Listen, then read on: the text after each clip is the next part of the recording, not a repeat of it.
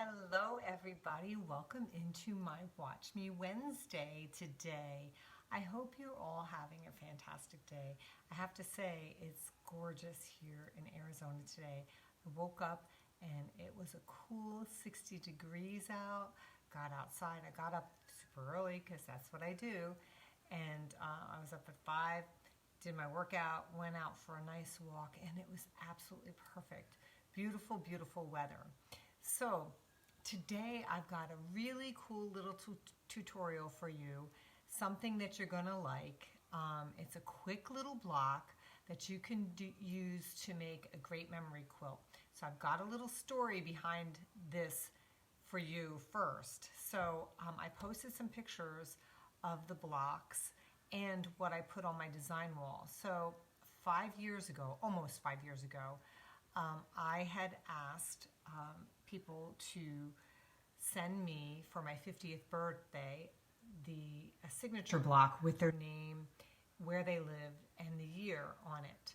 And I received a ton of blocks to make to commemorate my 50th birthday. Well, 5 years later, I still don't have that quilt all together. So I've decided that in the next month, before my 55th birthday, I'm going to get this quilt together because I just need to do it. And it's one of those UFOs that I've been looking at and I want to get it done. So I figured since I took it out, I'm going to show you how to make a signature block. If you want to make a memory quilt of some sort for yourself, they're great for wedding quilts. Like you can make these blocks and have people sign them when they come in. Baby shower gifts, same type of thing. It would be a great way to have a memory. So hit that share button because I'm sure that some people would like to see how to make this block, and you too can make your own. All right, we're going to get started. So what you need, first I'm going to show you exactly what you need for this block, and I did put a link above me that will take you back to the original blog post back in 2015 with still pictures as well. So if you don't want to go back and watch the video, you can do that as well. First thing you're going to need is you're going to need a block that you can write something on. So I chose pure white, and you need one 4.5 inch block, and then you need two 3.5 inch blocks. So the first thing that you're going to do is you're going to draw a diagonal line on those two 3.5 inch blocks. That's super important because that's how we are going to sew. We're going to sew right on that line. And I'm going to show you how to do this. So the second thing we're going to do is we're going to position the block, the 3.5 inch block, in one of the corners of the 4.5 inch block, and we are going to sew on the diagonal. Now note the position of the diagonal. It's not going this way to the corner, it is going this way. That's super important, okay? Now, once you have that sewn on there, you're going to take it and you will then press it. Now, I sewed that on and I pressed. So I'm going to press it. Now, I leave the back on because we will trim that away later. We'll trim this part here away later because we don't want these two layers. We don't want the white and the colored fabric on. We'll trim those away later. So you're going to press it that way. Next thing you're going to do is you're going to take that second square and you are going to place, I'm going to show you, you're going to place that on the opposite corner with the diagonal going in. It's very hard for me to do this because it's like mirror image. You're going in this direction, okay? Now I'm going to show you. I'm going to turn you so that you can see me sewing this. I'm going to sew it right down that line. So let me turn it, and we're going to point it down here so that you can see what I'm doing. So I have the edges lined up, and I'm going to sew right on that line, okay? So the line is there, and I'm going to sew right on that line. All right, whoops, let me just pull the thread through. And we're going to go ahead and we're going to sew on that line. Now you don't need a 1/4 inch foot for this because you're just sewing on a line. I just happen to have my 1/4 inch foot on. You can leave it on and that's not a problem. If you can't see the line, put a more open toe foot on and that's no problem as well. So now once you've sewed down that line, you are going to do the same thing and you will press this to one side. And you can see where the signature area is going to be. So you press it to one side and that is where the signature area will be.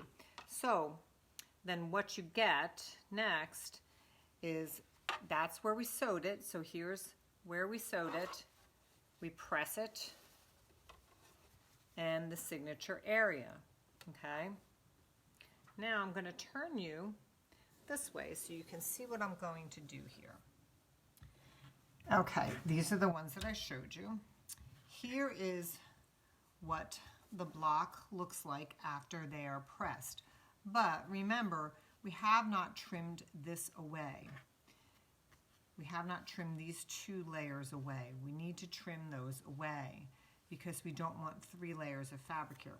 So once you've pressed it super nice, you're going to go ahead, pull the top layer back to expose your seam, your stitching, or your seam there. And then you're going to lay your ruler on top. And what I do is, this is my 6.5 inch square ruler.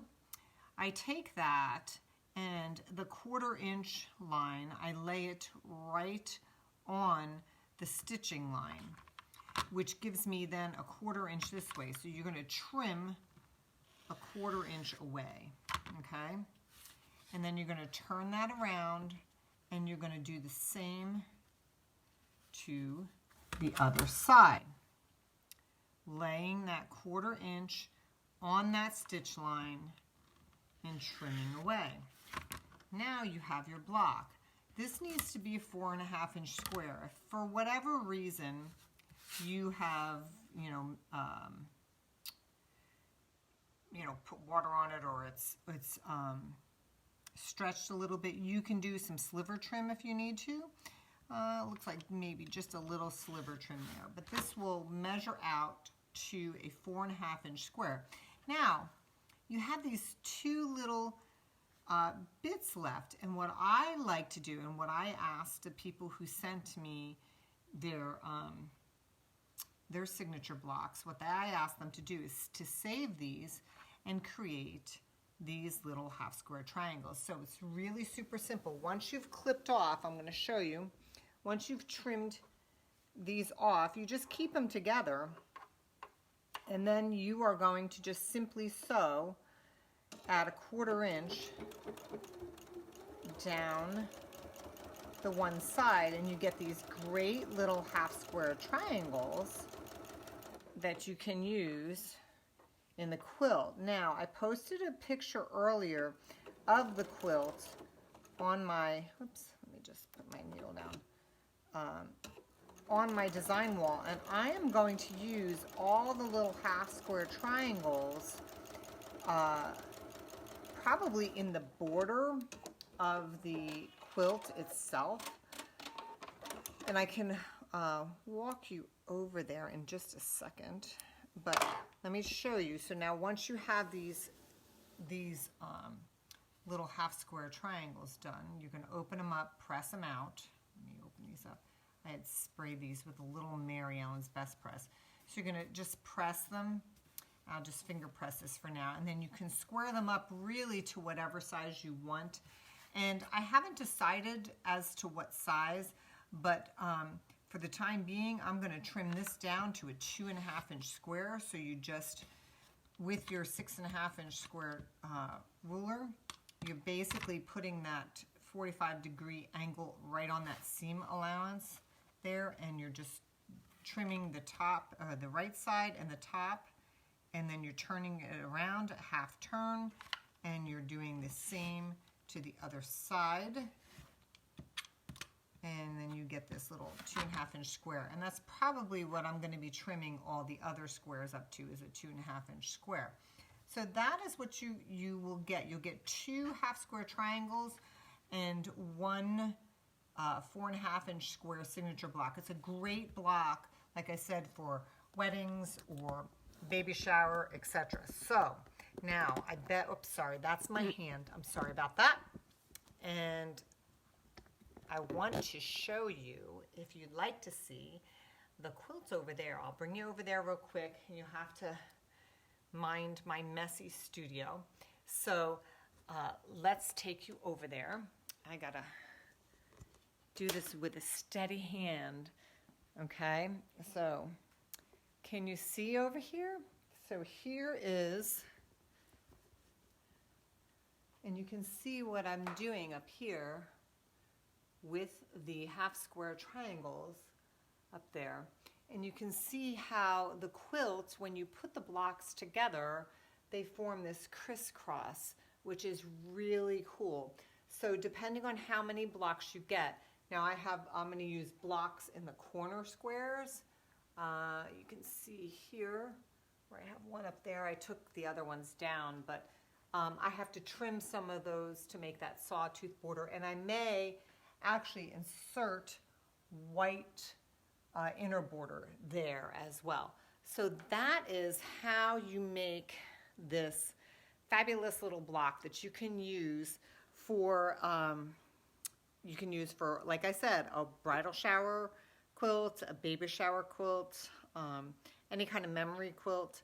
I would love to see what you guys come up with, and some of you may have seen your names in here, and you'll see they're all dated 2015. So yes, it's been 5 years, and I will be 55 in a month, and I need to get this done before my 55th birthday because it's just getting a little too old to have a UFO that way.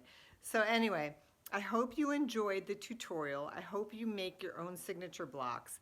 I would love to see what you do, and I'd love to see how you design your quilt when you make it. It'd be cool. I asked for Scrappy Brights, but if you did like a wedding quilt and it had a color theme to it, or a baby shower and that had a color theme to it, it'd be great to see it in, the color theme of that shower. So anyway, I hope you enjoyed this tutorial. I hope you guys are doing well and staying healthy. Thanks for popping in, and I will see you next week. Until then, happy quilting, have some fun, make some signature blocks, and we'll see you next week. Bye-bye all.